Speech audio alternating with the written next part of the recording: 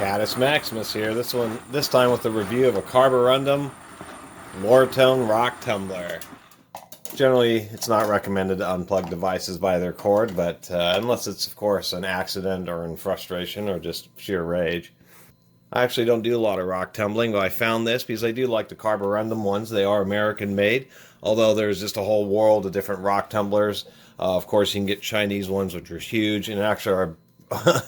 for the prices are built much better. You can find these little, which are known as 3-pound. Rock tumblers are sold in their capacity.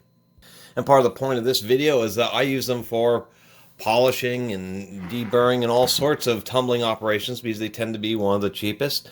And of course, being rock tumblers, they are intended to be run as long as you need to. The average tumbling cycle for not so hard rocks would be a month. And some people who really want super fine polishes or working with very hard stones, these things will run for many months on end.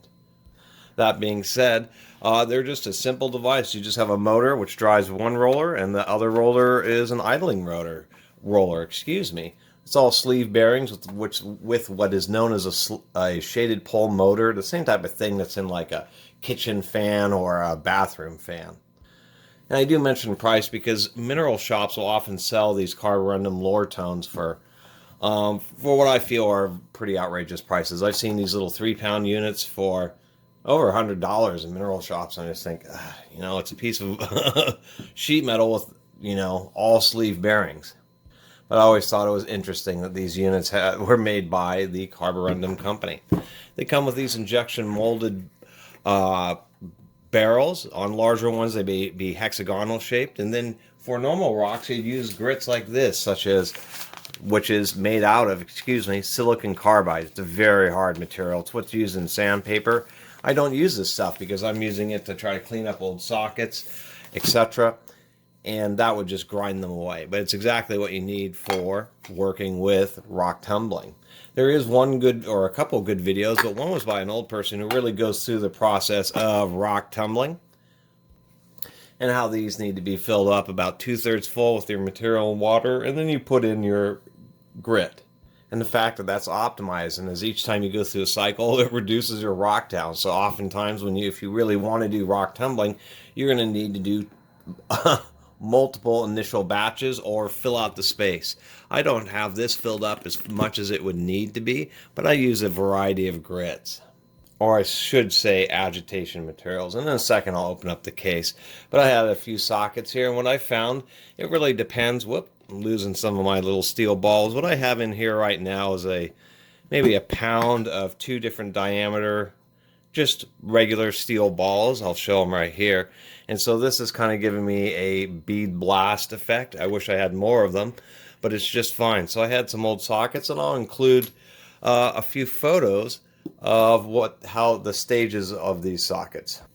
So actually what I'll do is across the top of the screen right here, I'll put some images of what these sockets looked like before I started. And here they are. And then I'm going to put another image, maybe in a different location so it's just easier to discern, maybe right here, which will be of this proto socket just after I initially did a bead blasting. It had been painted pink, so I was just trying to knock some of that off and see how well it worked.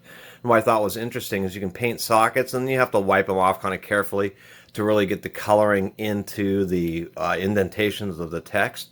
But if you just paint over it and then run it through these steel beads right here, it works absolutely excellent for just polishing it up and having a really nice coloring in the recessed portion of the letters. And then after that, I went ahead and tried using some of the sand, and actually worked pretty well for getting rid of just a whole bunch of the crud and the rust that was all trapped up inside these sockets. After seeing those images, if I can get some good light in here, the camera and everything will cooperate. I have a bit of the sand, and after I ran them through the sand, I put them back into with the steel balls, but it really cleaned up these sockets nice. Really pretty surprised.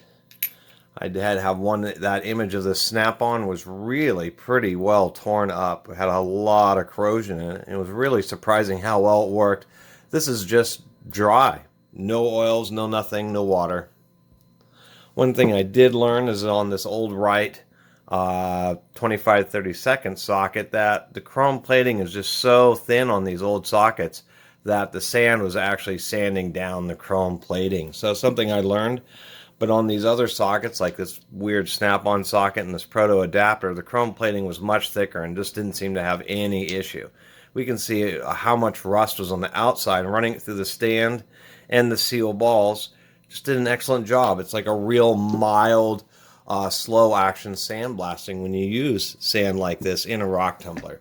This is a 1¼ pound of just random, I guess, beach sand or something, and it turned out to be just the right amount.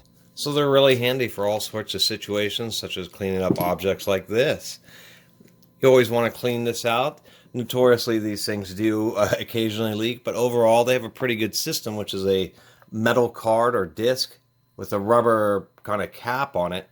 It sits into this molded tub, or I should say cylinder, and you just press it down. It has a lip, and then it has a special cap that has a taper on it, as well as there being a taper on the cylinder. And so the idea is when you screw it down, it kind of pulls the cap and pinches the top of the cylinder against that rubber ring on this inner card, providing the seal. And then of course you have a little nut that goes on top.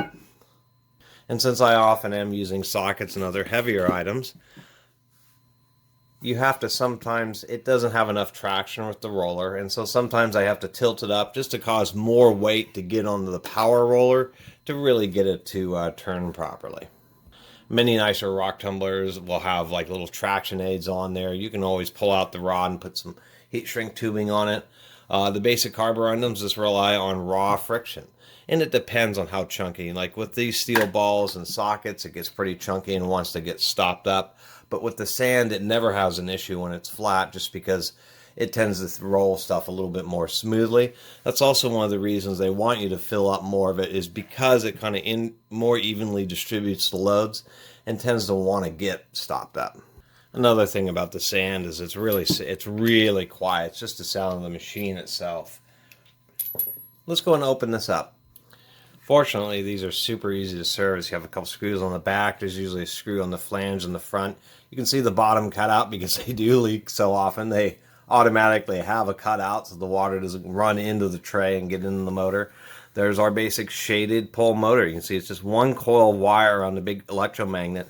And the secret to these motors is these little copper wires. I'm not exactly sure how it works, but these do something magnetically to make the motor work. Sorry, I just don't understand shaded pole motors. It does have a rudimentary fan. It is all metal parts in here. A little aluminum pulley, a little aluminum fan, another large pulley. They just use set screws. Super easy to take apart and service. These little things are just held in little snap eyelets. They just pop out, actually a lot of times, a little too easily. The belts usually last pretty long, but you can see mine is just about broken right there. This just happens to be a big O-ring that I use for a belt. I couldn't find anything else. I do know that you don't want the belts need to be pretty loose, just tight enough to actually drive the cylinder. Otherwise, they start putting too much load on the little, bearing right there, and it starts to wear out and cause a lot of friction, and then the motor starts slipping on the belt. So I've always just used O-rings. Although I should experiment with the brown and the green and different colors to see which ones will actually hold up. I think this was just a nitrile one. And for some reason, it developed an odd, it's so strange that it developed just a crack right in one spot like that. Anyway, these devices are pretty simple, but they can be pretty handy. Not just for tumbling rocks, but all sorts of things where you might use want a sandblasting cabinet or a bead blasting cabinet. Or maybe you want to polish stuff. All you would have to do with one of these is maybe get some of these weird triangular kind of ceramic polishing stones. Or you could get even harder ceramic stones for, say, deburring small little aluminum parts and jewelry or whatever else you're working on, or little parts for tools and equipment like I work on. These types of ceramic beads work great for rust, getting rid of sharp edges. And so that's really the advantage to these things, is that you can experiment using all sorts of things, materials as abrasives. And the interior of these rubber cylinders is just about indestructible. Anyway, the end of my video here about rock tumblers and the variety of uses you can have for them. Anyway, I really appreciate everybody who's been watching and subscribing. And if you haven't subscribed, please do. Until next time, Catus Maximus out.